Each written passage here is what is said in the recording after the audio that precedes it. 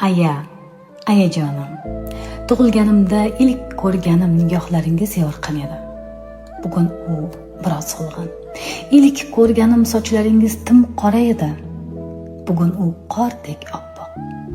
Ilk ko'rganim yanoqlaringiz olmadek edi. Bugun u ajinlarga joy beribdi. Ammo men uchun o'sha shahvo ko'zli, dilbar yuzli, go'lli olamsiz. Allohim, bugun 73 bahorni qarshi olgan jannatimni tez qaritmagan. Nurli nigohlarida yana uzoq yillar o'zimni ko'rishni istayman. Ayajon, biz birga qaraymiz. Hozircha siz kutib turing, xo'pmi? 18 yoshingiz muborak bo'lsin. Mehribonim onam,